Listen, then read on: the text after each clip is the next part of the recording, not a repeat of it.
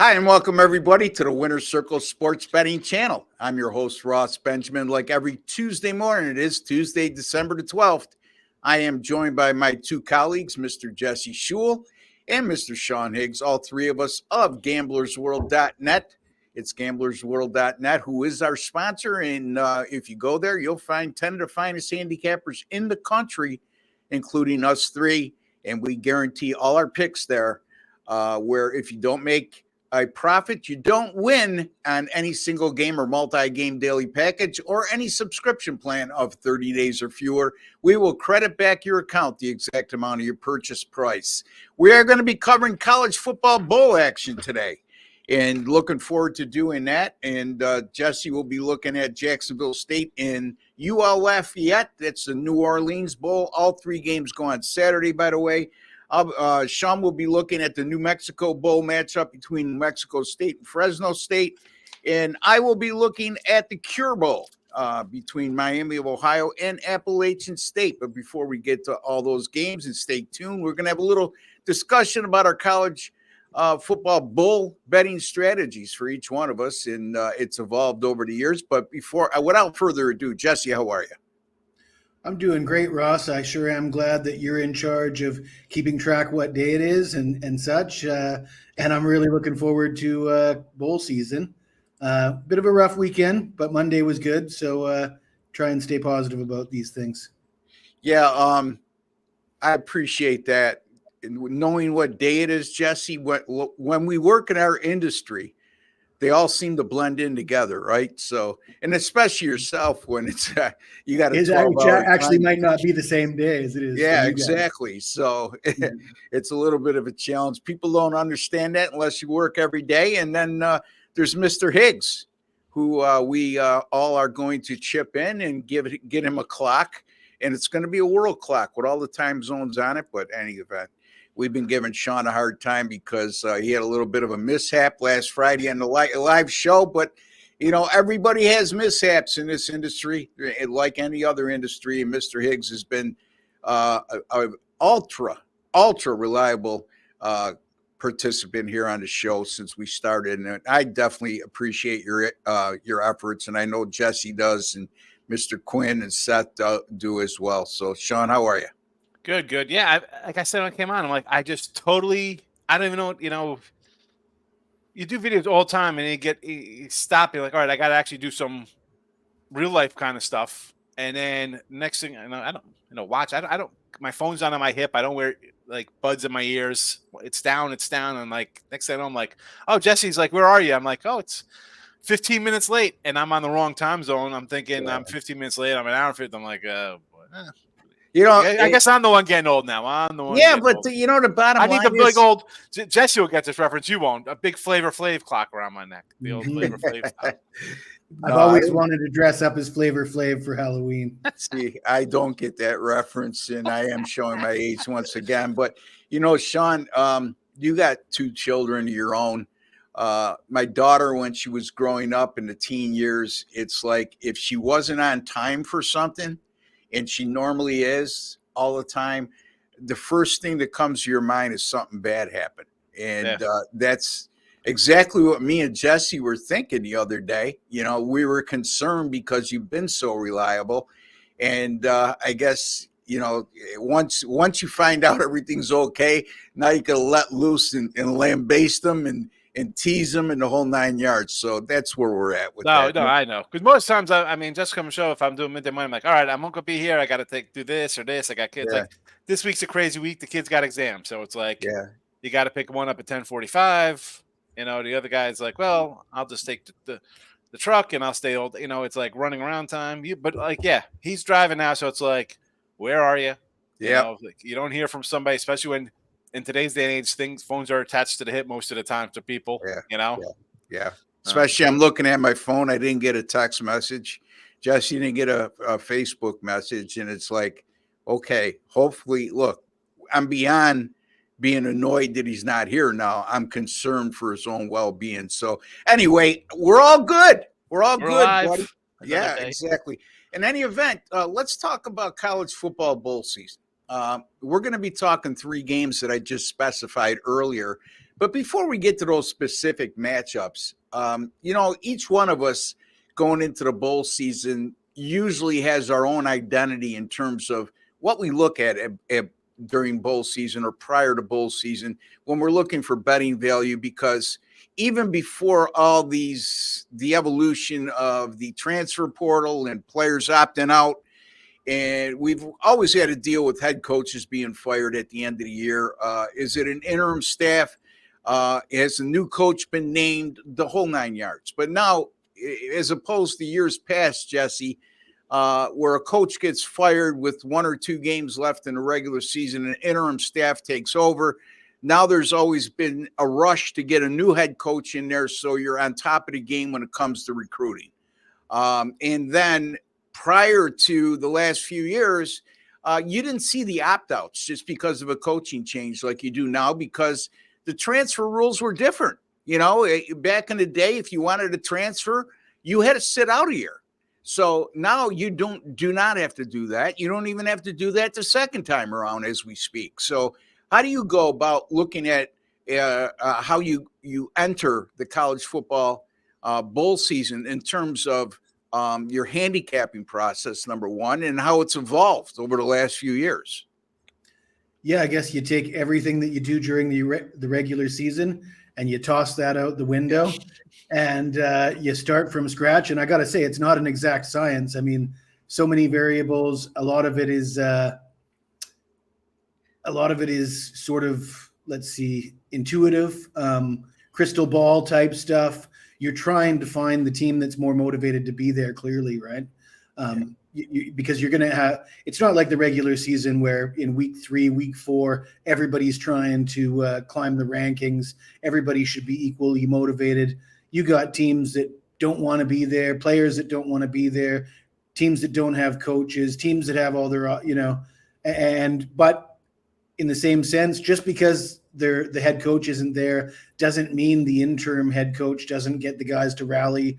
I've seen that before as well. Of course, you got to look at the personnel, the transfer portal, but you look for flat spots. You look for teams that teams that should be in the playoffs, miss the playoffs. Now they're in a bowl game that they don't want to be in.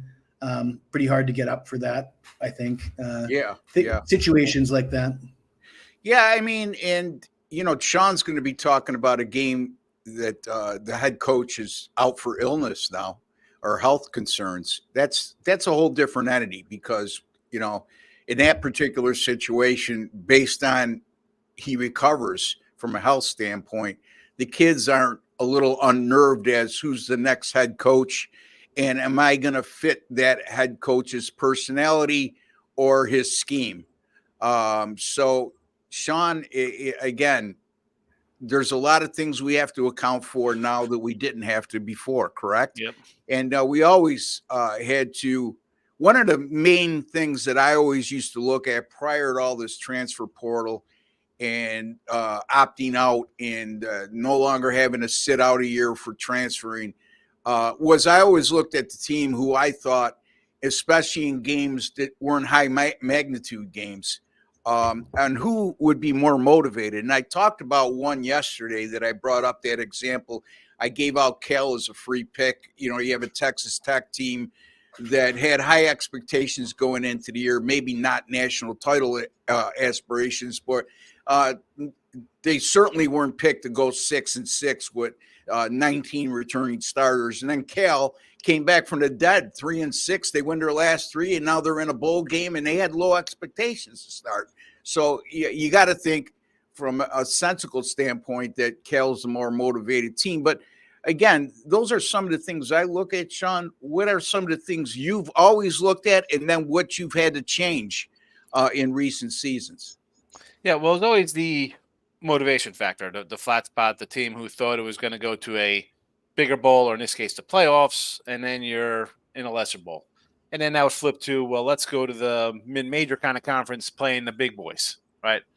It was like, well, here's a big SEC school, but yet the line's a 3. You're like, why are they 3 versus a Mountain West team? What's happening here? Right, So, any kind of big brother, little brother situation, I always kind of like. But now here you go. You got football free agency for these kids. And we sort of know who's going. We've had Ohio State, we see that mass exodus of guys there.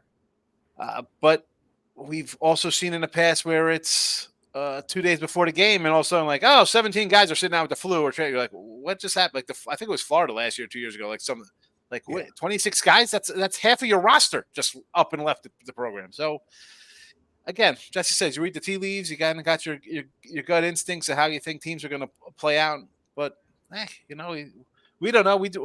We're 4 days ahead of time. Who knows what's going to happen by these games on Saturday, and then forget about a game 2 weeks from now. But you'd think that the money's already out there, that people sort of know where they're going. I don't know. Me as a person, like, what kind of, you really got to be bad to like wait till like 2 days before the game, be like, I'm not playing today. Like, who does it? Like, you want that guy? You want that guy coming to your program? Yeah.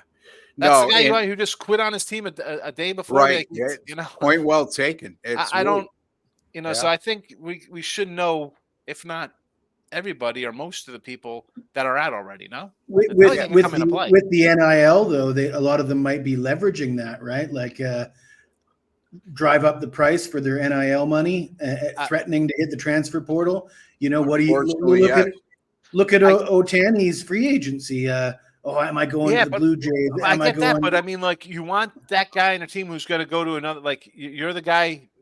Hey, we're going to get this guy. He's going to just up and murk out on his team a day. He's already traveled with the team to Boca you want to bring him in, wherever he is. It speaks to his character. That's what I think Sean's saying. So he's going to do that next year to you. Like, well, look what I did. You better get out of here. You're going to be in FCS league. Goodbye. I agree wholeheartedly. It just seems like it's so common these days that it's a business and money talks attitude seems to have prevailed. Not that I don't like it. Which is fine, but they should. I mean, again, this is getting back to a whole nother conversation. Let it say, you know what? It's either you got to decide by December 1st or after the championship games that Monday. Like, you have till that Wednesday. You're leaving. That's it. You got to say, I'm in the portal, and you have a week before the bowl. You know what I'm saying? You can't do it during bowl week. Like, do you guys have any idea what Marvin Harrison Jr. is going to do? Because he's a guy that says, I'm still thinking about it. But in my mind, I think he's out. He's probably got to know what he wants to do. Is he trying to leverage for more for what? NIL money? NIL, he's going to the draft. Isn't he supposed to get drafted this year? I mean, but you know what, Sean? What they were saying on one of the college football shows I was watching last week, unless you're and I can't believe that Marvin Harrison Jr. is not going to be a top 10 pick. Right, But in other instances, players have weighed up, how much can I make on the NIL deal that I can get with my college football program as opposed to a rookie contract to the NFL?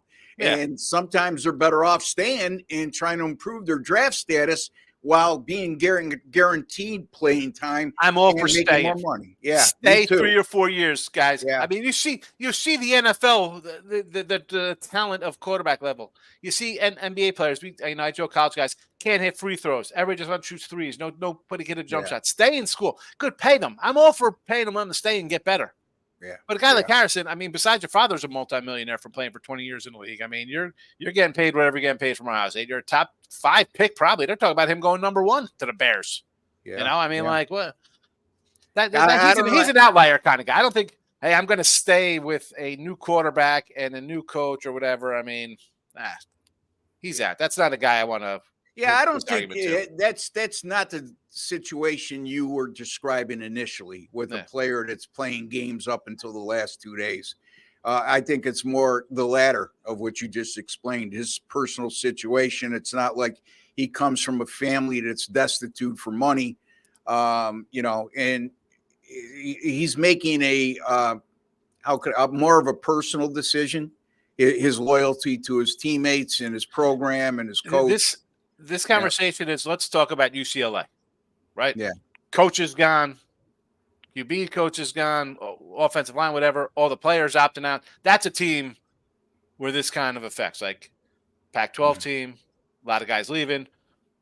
Where's the motivation for them to be in a kind of spot with that? Not a one guy in Ohio State. There's other teams you could kind of focus in on a team like that. Yeah, there's one team, and Doug mentioned it yesterday on our podcast, and it escapes me now. but it's something I need to look back at. The whole offensive line on one of the bowl teams have opted out for the transfer portal. So, situations like that we need to be right on top of. There's always one situation every year that we can't account for. I don't care what the rules are.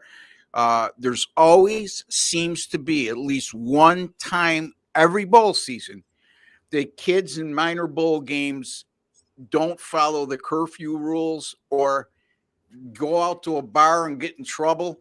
And 2 days before the game, 6 or 7 starters get suspended from the game. I can think of an example. Trevon Boykin was the quarterback for TCU. Yeah, he goes to jail the night before the game. I had a game of the year on Oregon. They're up like 30-3 at halftime. Yeah. Vernon Adams Jr. gets a concussion. They don't put him back in the game, and TCU comes all the way back and wins outright. That cost me. I'm annually in Mark Lawrence's Wise Guy contest, and that cost me first place and decent money that game. That's one of when you ask me if somebody asked me in an interview, Ross, what's the toughest loss you could remember? Jesse, that's the one. And my left arm being broke doesn't feel better because your right arm's broke, right? But by the same token, I could empathize with you in that regard. Okay, let's get to the games at hand, guys. Let's start with Jesse. Jacksonville State and UL Lafayette. Right now, Jacksonville State's a 3-point favorite. The total in this game is 60. UL Lafayette playing in their own backyard in New Orleans at the Superdome. But you know what? Upstart Jacksonville State program in a bowl game, you got to think they're the more motivated team just from a common sense standpoint. But that's not a guarantee. Jesse, it doesn't matter what I think. It's what you think. Well, Ross, as much as I'm looking forward to bowl season for this particular bowl game, the New Orleans Bowl, if my daughter's got a dance recital, I'm probably not going to miss it for this one. But yeah, Jacksonville State's got to be over the moon to be here in a bowl game, and I think the same goes for the Ragin Cajuns. I think both teams want to play in this bowl game. I don't expect a ton of opt-outs. I haven't seen much significance in the transfer portal or opt-outs for either team, and I don't want to pick a side in this one. I'm looking at the total. Jacksonville State, of course, they just run the ball, furious rushing attack. Their quarterback, Zion Webb, senior, 50% passing for 1,281 yards this season, 5 touchdown passes, 6 picks. The guy runs more than most teams' running backs do, but he's not exactly lighting it up in the air. You look at Louisiana State, UL Lafayette. The Ragin Cajuns run defense, giving up 160 yards per game, which would look like below average. But when you look at the yards per carry, 3.8 yards per carry, that's actually not that bad. I think they could have the ability to slow this rushing attack. The total of 60 just looks a little bit high. Jacksonville State, for their last 5 conference games, went under the total, and they held opponents to 20 points or less in each of their last 4 conference games. The reason I say conference games is because they played a high-scoring game against the other Gamecocks from South Carolina, which is a whole different kettle of fish compared to this game against Louisiana Lafayette. Oddly enough, both quarterbacks seem to be similar first names, Zion and Zion, and both have similar stats. The guy threw for 1,200 yards, a few more touchdowns, 11 touchdowns, 5 interceptions. Again, not really lighting it up in the air. A lot of rushing plays, time ticking off the clock, big number of 60, potential for some sloppy play. Neither team's played in a month. Maybe we'll see some turnovers. So I'm going to go under the 60. All right. So the New Orleans Bowl played at the Caesars Superdome in New Orleans, where the New Orleans Saints play their home games. Jesse likes Jacksonville State and UL Lafayette under the total of 60. Yeah, I mean, UL Lafayette, Sean, they've lost 3 of their last 4. They win their last game against UL Monroe, not a very good team. A real weird performance line for me when I look at this game. And Jesse brought up how Jacksonville State likes to run the ball. They run the ball 64.9% of their offensive plays, which is extremely heavy for a team that doesn't run the triple option like an Army or Navy. And by the same token, they run the ball effectively, 236 yards a game, 5 yards per rush, but their time of possession average is only 26-12, which shocked me because a team that runs the ball that effectively and their yards per rush dictates, that they're getting chunks of yards per rush. And again, in college football, we're talking quarterback sacks go against the yardage, your rushing yards. So that number really conceivably is much higher in terms of just rushing attempts. But anyway, Sean, what do you think of this matchup? I mean, 131st in time of possession. Yeah. How is that possible? You know what I mean? When you run the ball that much and you're running 14th in pace of play, though. 14th nationally. Which is it's crazy. I mean, 888 plays they ran. There's your answer right there. Yeah. Yeah. I mean, they just so they're rushing up to the line to snap the ball again and run it again. Run it for 3. You got, Rich Rod's taking over this program, and you think, okay, the line went from +1.5 to -3. It would be a easy kind of, well, somebody knows something here, right? A 4-point line move. I don't know. Big step up for them this year. I didn't think they'd be that good coming out. I actually like Sam Houston State better than them because I thought Sam Houston State had a defense where these guys really didn't. But I'd probably lean to Louisiana. I mean, the total was at 57, went to 60, which is maybe they're opening up.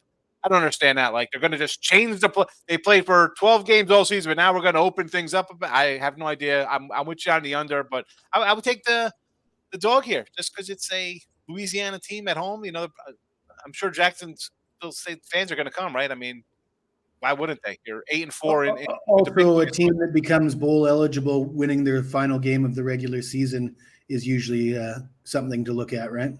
Yeah, I mean, is it? I'm just saying it's Louisiana. No one's giving them a shot, but they're playing where they're playing at the Saints, right? They're playing at the Dome down there. Yeah, Saints Stadium or so whatever it's called. I don't even know what's going on. It used to be it's Caesar Superdome. Superdome. Yeah, I'd go UL just because it's a little home dog and a 4-point line move. I don't know, maybe a little bit of a overreaction. Too much for me.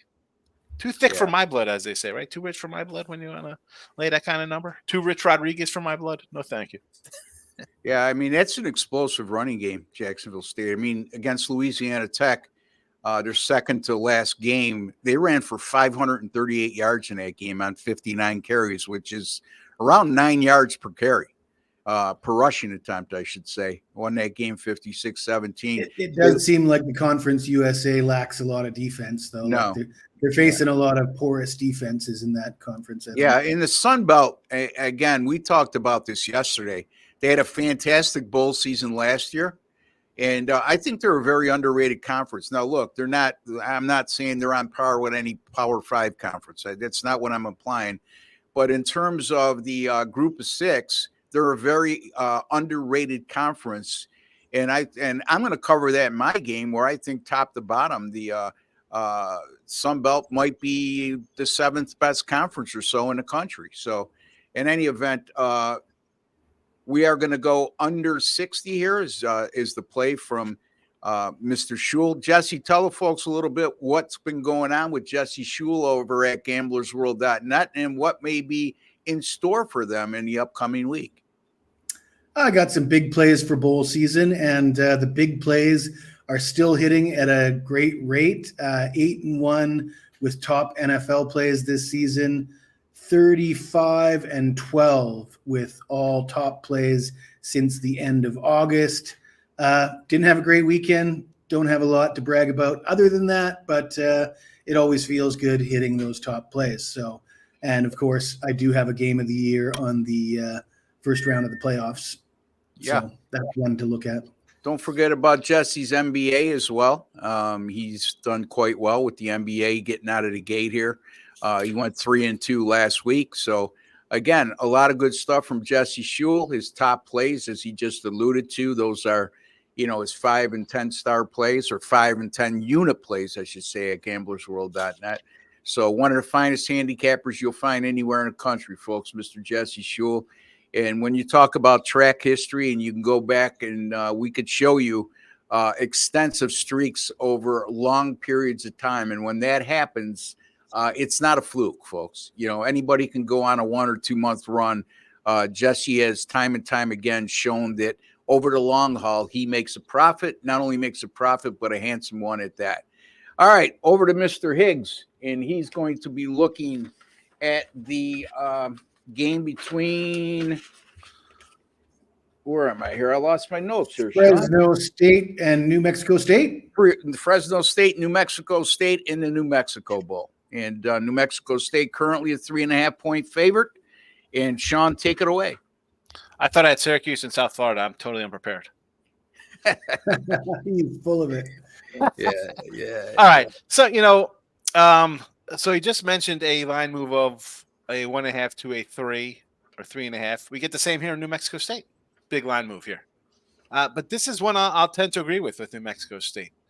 You have a home team, right? The New Mexico Bowl, and New Mexico State just happened to be playing with it. Fresno has been in this bowl before, and we talk about motivation and getting up and this and that. And not that Fresno's on a bad team. The quarterback Keenes, when he's healthy, they're pretty good. They keep him in games. He's a good quarterback. He should put up points here, But I don't know. Tedford's out, right? He's hurt. Whatever health concern, as we alluded to earlier, it's not like, we need a new coach and everybody's kind of blasé about it. No, it's a coordinator's coming in. They should be fine. But just, they come limping in. They've dropped 3 straight coming into the series or this game. And Jerry Kill, what a great job, Jerry Kill here. Who had this team going 10-4 this year? I mean, and, he took over last year, I remember, and I was like, wow, he's coaching a bowl game, which is weird. He wants to come in and see what the kids are going to do. They won that game. I'm going to take them here. I just think it's a home game. The coaches or the kids love the guy. I mean, this team went on the road and beat out. They could even mailed it in against Auburn, right? Went in, win there.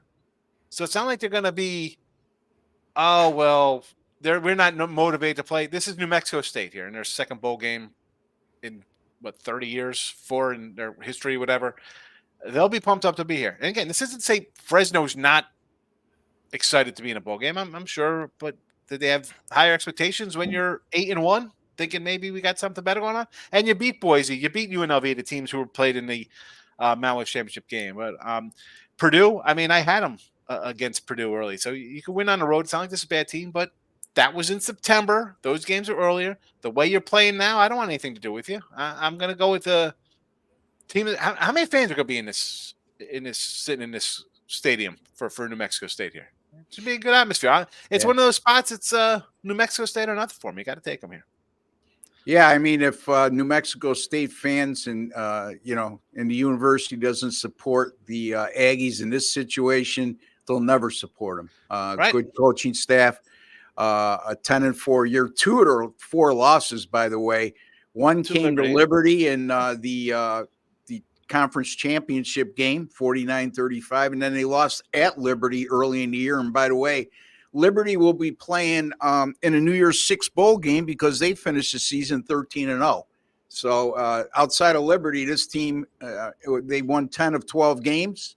The one head scratcher, of course, was their opening game, and we can give them a pass for that when they lost at home to UMass somehow. But in any event, yeah, I'm with you, Sean. I mean, these teams that are nobody saw it coming, upstart programs, way better year than anyone ever expected. A lot of momentum, and then they're playing a team that started the year 5-0 and 8-1, and then loses their last 3 games in decisive manner. At San Jose, they lose 42-18. San Diego State, it's not the San Diego State teams we've been used to. They get blown out by 2 touchdowns there, and they lose to a New Mexico team that New Mexico State beat earlier in the year. So there you have it. Jesse, what do you think here? I'm a bit concerned about all the players in the transfer portal for New Mexico State. I got to admit that I didn't go through the list and see how significant those players were to the team, but I'm seeing 9 names in the transfer portal. That seems like a lot for a team that should be happy to be here, and you don't expect that with these type of teams in these type of bowls. But as far as Fresno State, yeah, I mean, they start the season 8-1. They had some pretty quality wins during that span. Mikey Keene looked great, and then, like Sean said, he was banged up. I assume that he wasn't 100% in those 3 losses to end the season. Could the time off, could he be back to 100%? Tedford's out because he's sick. I don't know if that's a situation where it's going to hurt the team, or are they going to rally around that? It depends on, I don't know the particulars about I don't think people are talking specifically about why Tedford's not going to be there, but if it's like life-threatening type of stuff, it could be one of those things that they rally around. So, I mean, my early lean was towards Fresno State. Yeah, okay. But to Sean's point, New Mexico State opened as a 2.5-point favorite here, and they're now 3.5. And I see a 4 out there as well, a couple of 4s actually. And is that based on the Tedford news, you think? I wouldn't say that's the exact reason why. I would say, to your point about the 9 players in the transfer portal, I question whether we do further research on that or not. And I don't know this to be true, but my hypothetical guess to that would be that those players are not significant in terms of production through the course of the year. If that line movement is where it is right now. I saw the one guy, a wide receiver's out, and he led the team in touchdowns. He had 500 yards receiving, 10 touchdowns, 35 catches. Okay. I know he's got, but the quarterback's supposed to play. The coach from yesterday's article, the quarterback's playing. So yeah. So yeah, I mean, again, Jesse, I'm not making light of you pointing out the transfer portal, but usually when we see that kind of movement, the line would go the other way, kind of thing. And it makes sense. I mean, if money's coming in on New Mexico State, obviously, the majority of their starters can't be in the transfer portal. That wouldn't make any sense. Yeah, in terms of Tedford, I don't think, like I said earlier in the show, there's a big difference between a head coach abandoning his team for a better option after a good season, or a head coach being fired and leaving his kids and leaving the kids in limbo, not knowing who's coming in next and whoever's coming in next. Are they going to fit his style because they weren't recruited by him? This guy's out because of health concerns. And so I don't make a lot of that. And I agree with Jesse. If it makes a difference at all, I would think it would be more of an inspiring type of thing for the kids at Fresno State, because it's, for the reasons that I just mentioned. But in any event, our official pick here is Sean Higgs. He likes New Mexico State here, minus the 3.5 over Fresno State. And Sean, tell the folks a little bit about what you may have transpiring this week. I know you always have a lot of early action.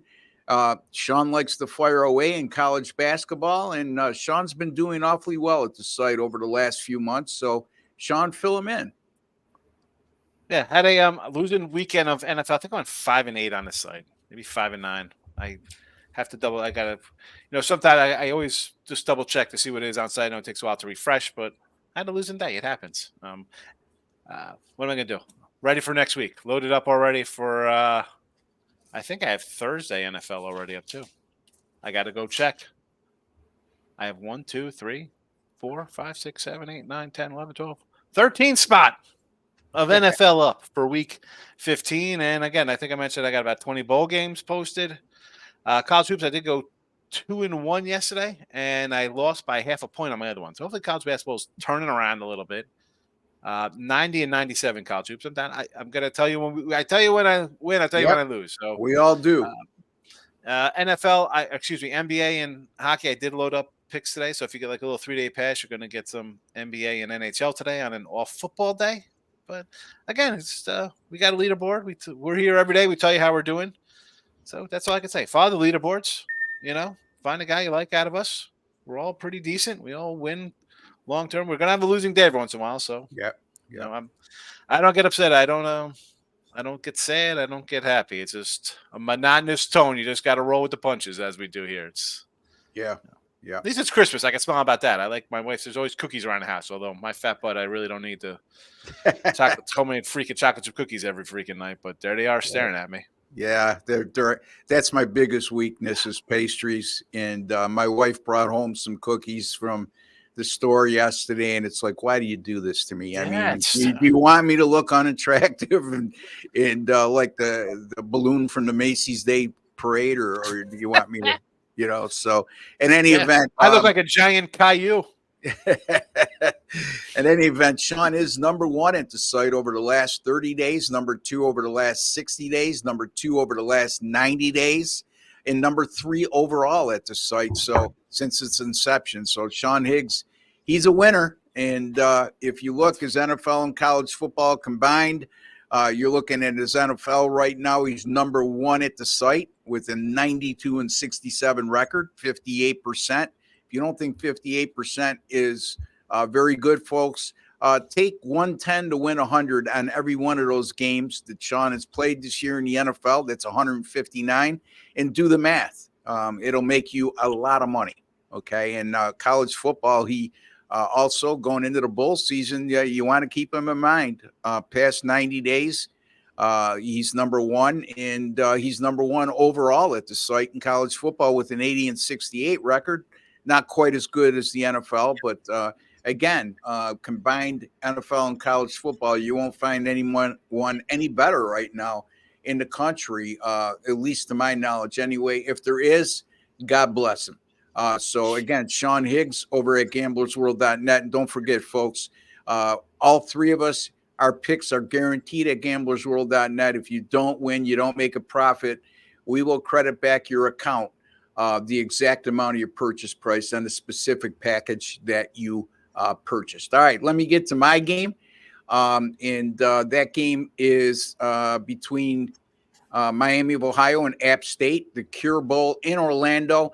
Let me, here's another factor that I didn't mention in terms of my handicapping philosophy during the bowl season is how teams travel. And when I say that, I'm not talking about how a team does on the road, what the record is.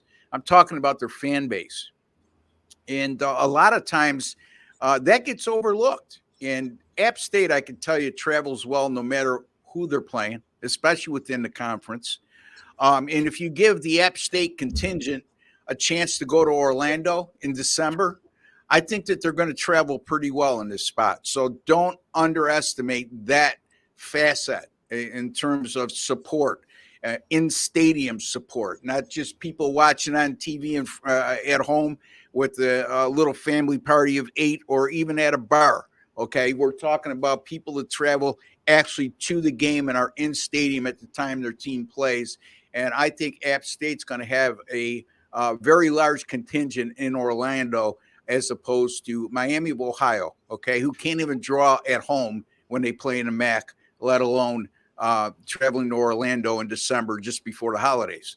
And I don't mean any disrespect in terms of their university or their fan base, but I'm just bringing up stuff that you have to account for when it comes to handicapping the game at this time of year. This is an App State team that lost in the Sun Belt title game to Troy 49-23. Yeah, they got blown out. Troy's a really good team, folks, by the way. And, prior to that, they had lost 4 games prior to that. All 4 of their losses came by 7 points or less. But here's my point.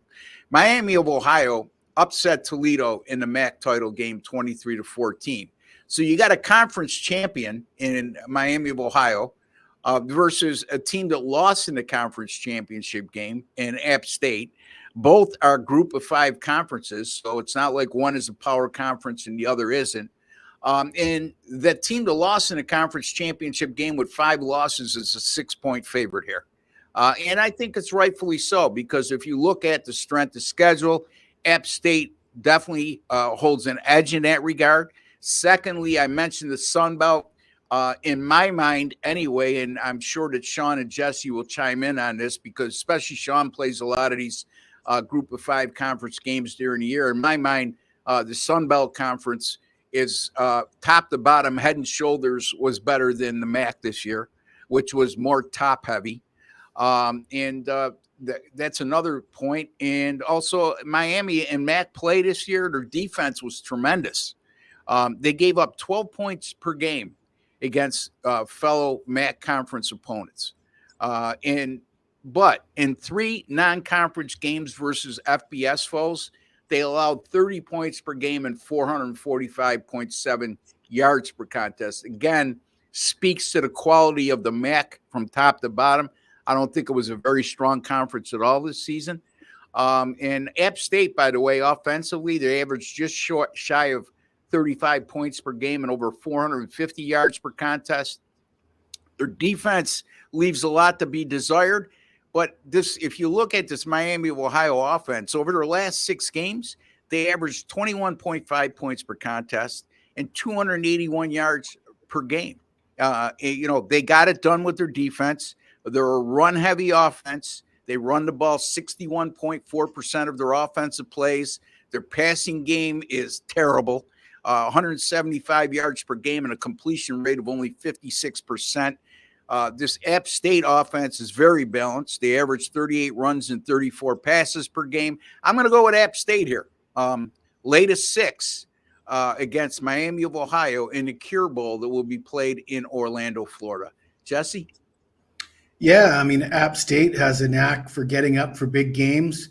You see them record upsets almost yearly, and this year it was college football game day against JMU. And they went toe-to-toe with North Carolina again this year. They did the same thing last year. I looked at the transfer portal players and looked like mostly defensive players. And like you said, Ross, that's what I've got written down here is their defense isn't that great anyways, and they're going up against a Miami of Ohio offense. And I don't know who's going to play quarterback for Miami of Ohio with Avion Smith in the portal, and he was really bad this season. And now they're down to what, a running back playing quarterback or a 4th stringer. I mean, it looks like a disaster waiting to happen for the RedHawks offense. So how are they going to possibly keep up to a App State team that can drop 40 on you? So I like App State for sure.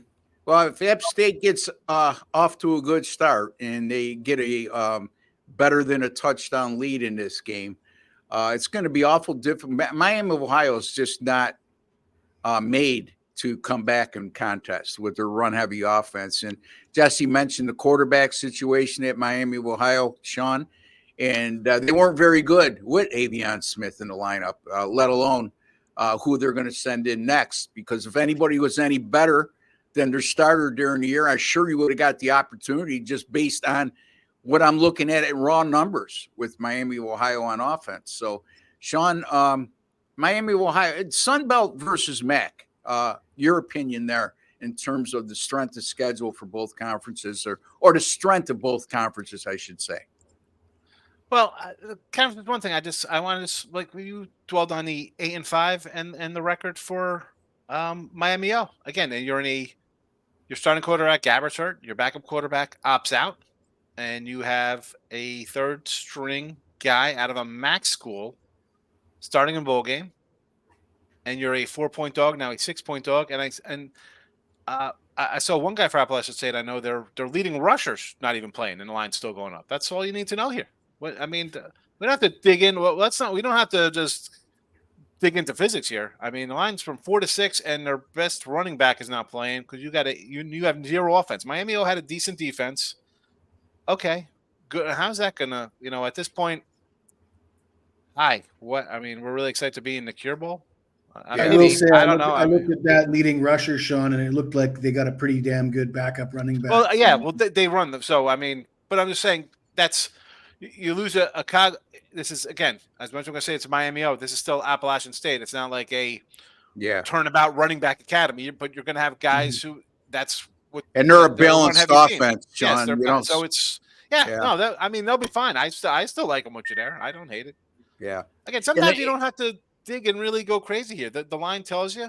And again, if there's 20 of these games, you're not going 20-0, but you might go 14-6 and make money on games. You don't have to overthink it. The line's going there for a reason, folks. And again, those guys, the guys making lines, they know everybody who's moving ahead of everybody else before the newspaper knows, whatever.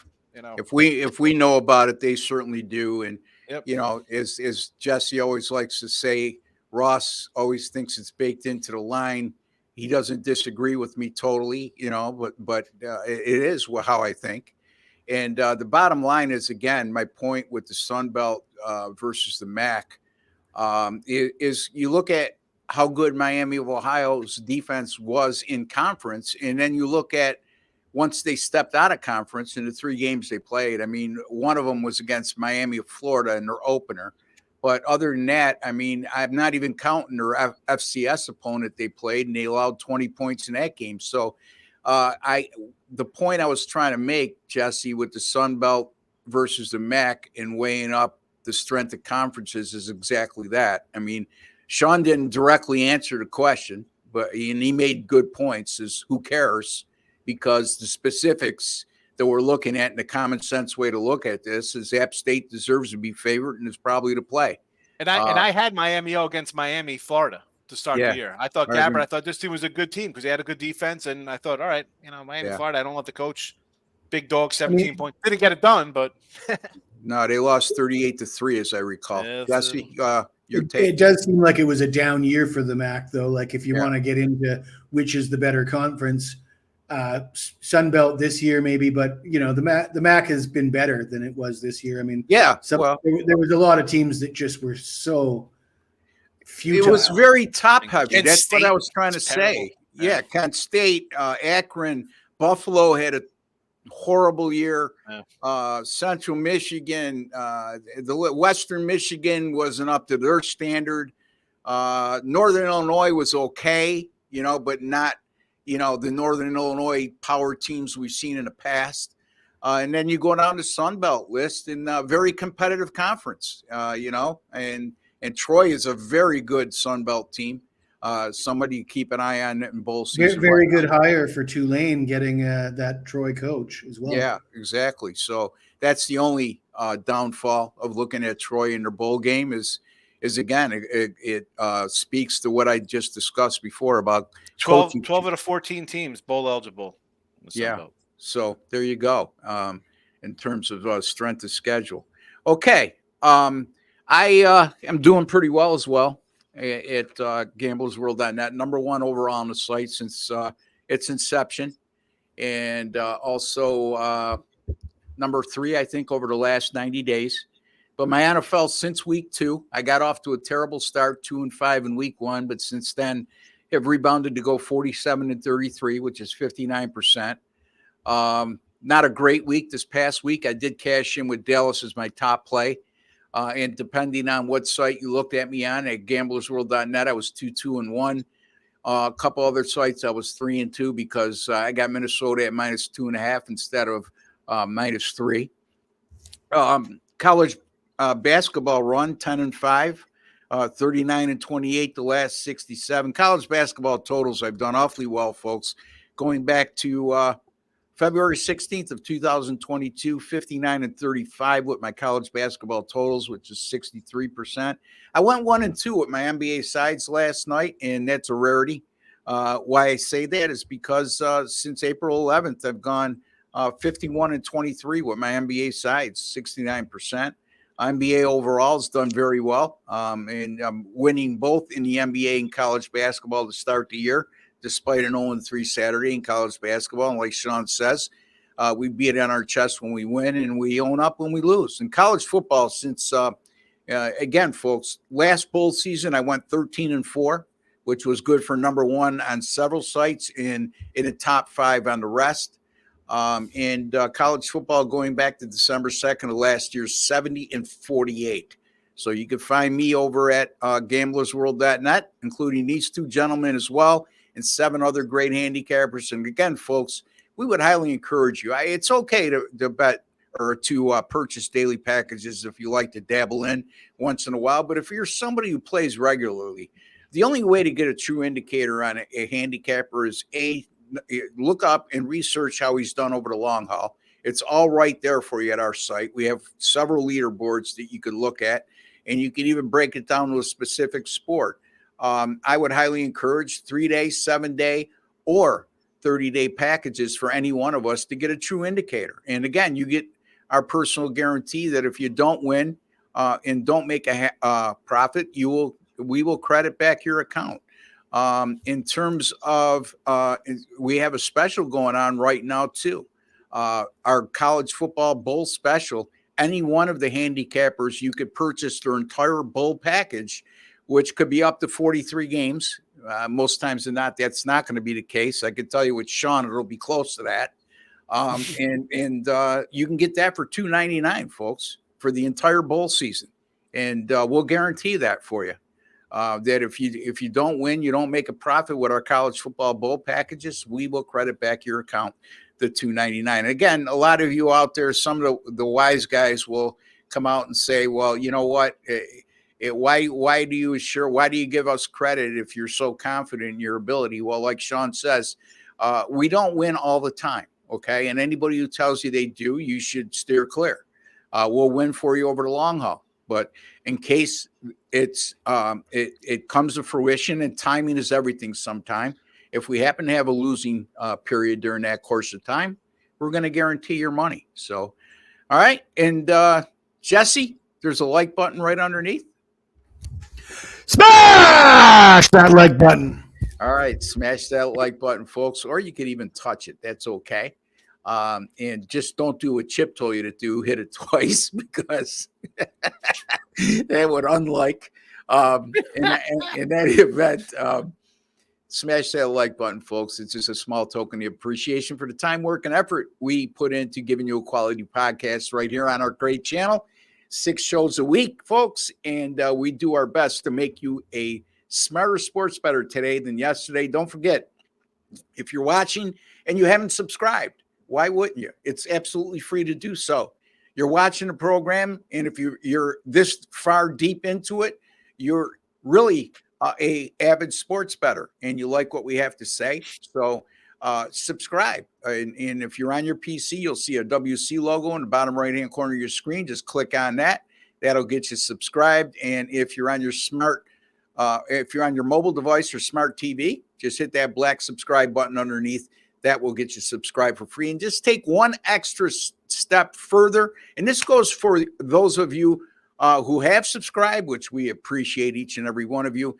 If you haven't done so, go into your YouTube settings and hit that alert notification bell for the Winner's Circle Sports Betting channel. And you'll be notified immediately upon any of our 6 podcasts weekly going up. So you don't have to keep coming back and forth to the site.